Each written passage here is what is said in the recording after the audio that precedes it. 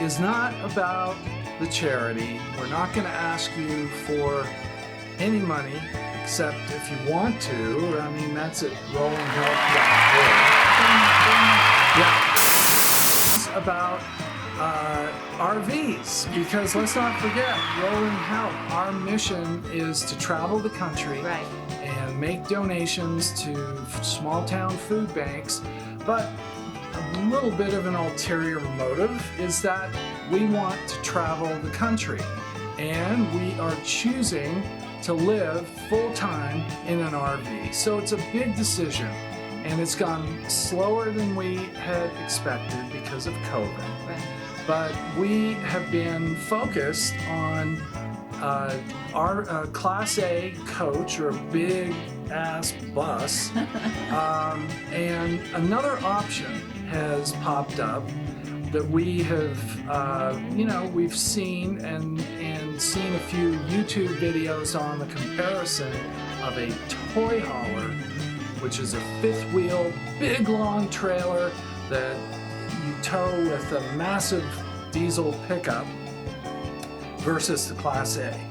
And so for the first time yesterday, we went and looked at some toy haulers. Yeah, it's really important that, because we're going to be living in this full time, that we really have to make a decision to really see ourselves being in this rig, or whichever one we decided. So it's really big. And working. Yes. Yeah.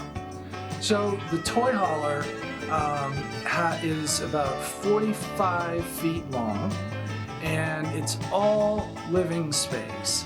The 2/3 of it are the living room, bedroom, bathroom, kitchen. You like the kitchen? Know I was looking at the kitchen. Yeah. Functional with oven. Oh Yeah. gosh, that's huge. Lots of counter space and so on. And then the back, like about 13 feet or so, is the garage. Now the primary purpose is to haul your toys, so motorcycles, or ATVs or whatever. I'm a biker, so who knows what might end up back there.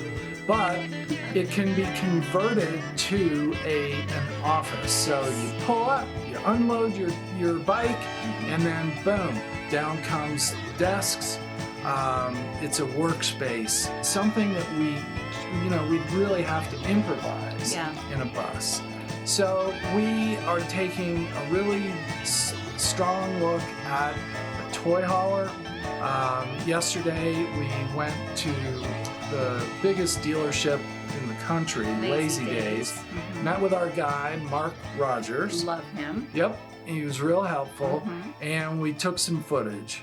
So want to bring you guys along for the ride, and some of you might have some comments or experience. While we've rented RVs to travel in, we have not owned one. So it's a big move. Yes. COVID has slowed us down, but we're here now and making the decision. So any of your input is welcome. Yes. And also, if you want to donate. oh yeah. Texas Disaster Campaign. Yes, Texas But Disaster. anyway, all right. Love to hear from you. Bye.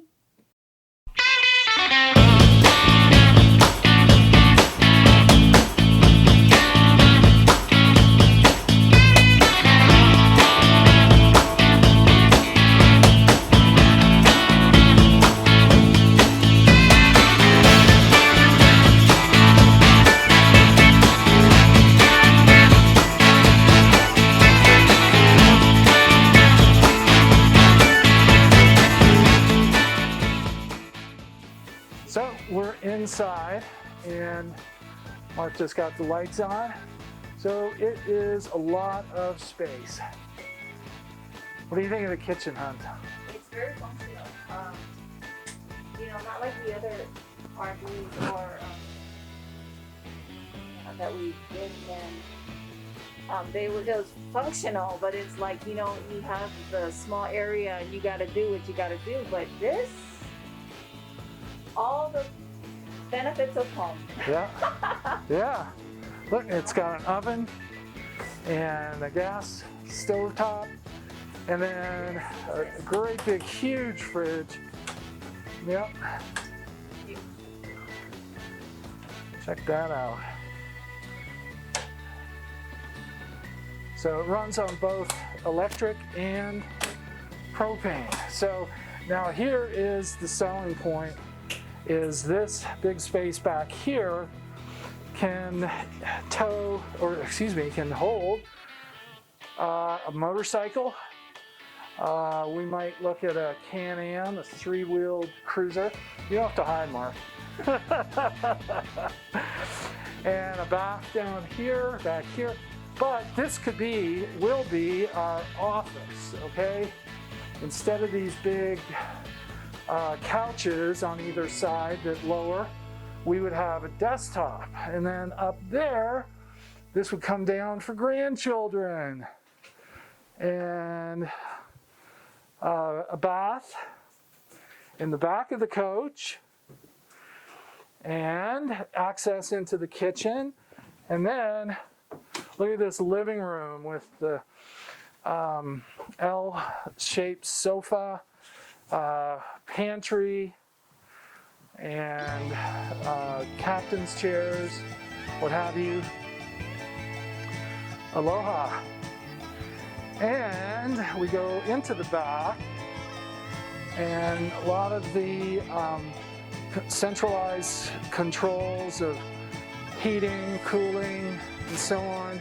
And then the master bath with a nice shower. You know, it's an RV, so there's not going to be massive amounts of counter space and so on, but it's adequate. And then this is called an RV King. So it's essentially 2 inches thinner, if you will, than a regular king bed with a TV mounted.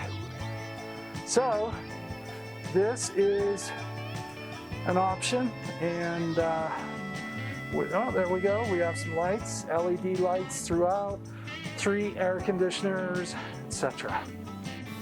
So Mark, again, this is Mark Rogers with Lazy Days in just, I don't know, up I-25 from Denver. So tell me, what do you think the trade-offs are going to be between going Class A versus going with a toy hauler like this? And the versatility of, you know, drop the trailer in a location, and still have transportation to go out somewhere. That's probably one of the big factors about it. So that they can drop and go. So there's a lot of things there. The other thing that a lot of people won't take into consideration by Class A is sorry, guys. Don't worry, that happens on MSNBC everywhere. So a lot of things they don't think about is the maintenance on an RV, that Class A motor, some liquor, gas. The maintenance on them is quite a bit more. The insurance cost is more. And so just changing your tires on an RV, Class A RV can cost you thousands of dollars, where you can change the tire here, a couple tires, and you're only $200 for it. So there's some expenses that you can consider, but for the most part, even having the ability to go somewhere, like you said in here, some of the big parks that park the RV and they go drive around and enjoy the scenery. Where in an RV, you know, you have to drive that around, get to know roads and stuff. So those are some of the big points that I try to tell people. Hey, listen, you know, here's your Right. And then there's economics too, because as you said, in appreciation and support of the foundation, we're going to get a 48% discount here, right? Yeah. All right. So this is an exciting option, and it's like, I mean, this is like a living room in